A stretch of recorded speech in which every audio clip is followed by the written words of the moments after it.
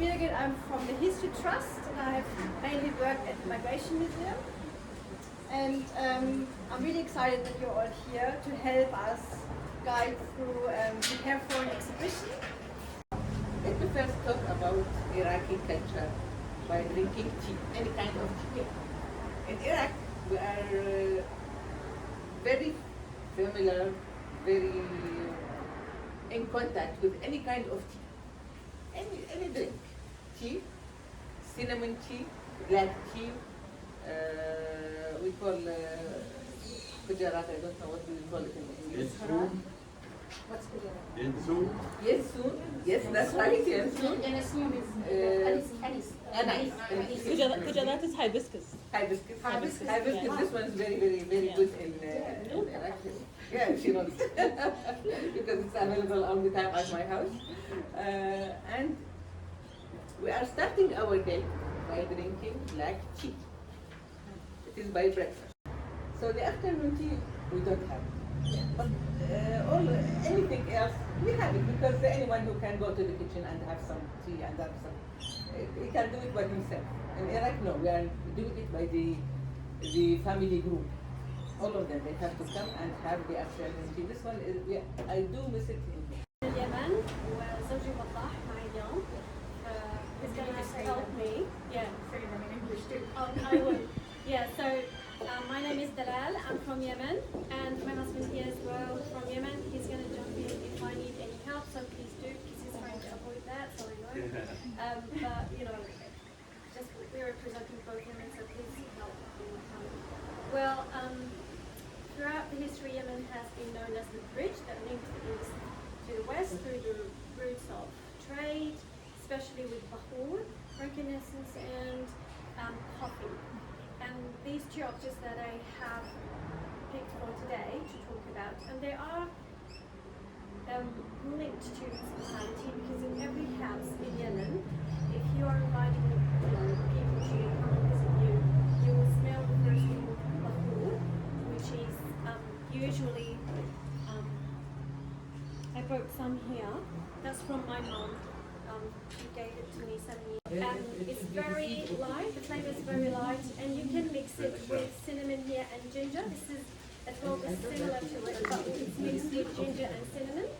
And it's just really nice flavor, light type of coffee, so it's not very strong. It's the same, but this one is mixed. Yes, I've been in Australia since 1994. Finally, in 2018, I found a set of 5. From very, like, for 1 cup to 5 to 10 cups. And Aldi? Yeah. I brought them to Australia. I was in Lebanon. And we renovated my kitchen. And they don't work, all of them. There's no way I can have coffee in my beautiful stove. So I was very upset. We have a solution for you. I know.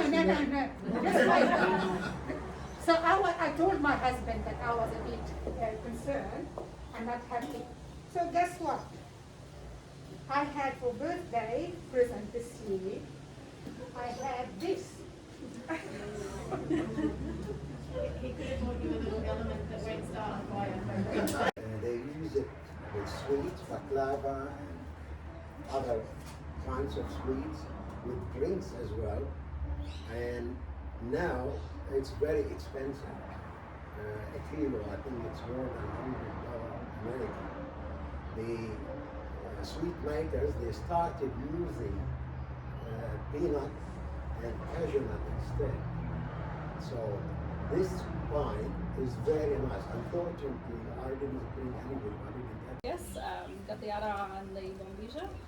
Essentially, you would buy yerba mate, which is sort of like a tea leaf, dried leaf that you put in the ara, and then depending on how strong you want it, you would put maybe to the top if you really want some strong kick for your day, or less if you want less harsh taste. But essentially it is a social practice which brings everyone together. You can have it in the morning or afternoon tea.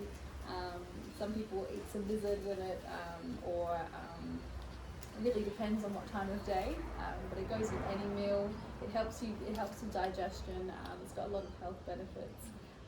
Wakes you up, which is really nice from time to time. But overall, personally, I can't go a day without my mehdi. Wherever I go overseas, or if I'm teaching or whatnot, it just gives you that boost. So, yeah, mehdi. You would have this all the time? Yeah. Sitting there for... End of the wedding, like after the party finish, like the family of the bride and the groom to be sitting there with them to do like also the course, Rituals or yeah, something like that. And we do. And after that, they will finish it, and just the bride and the groom they keep it forever like that. Yeah. To a home or a tent, even a Bedouin tent, and I've been in a Bedouin tent on occasion, where they would sit you down. You would be at the head. Flalafal. You know, there's an Arabic saying, you sit at the head. You don't sit in the background. You're considered the honoured guest. You go there. Number one, it's their duty to protect you.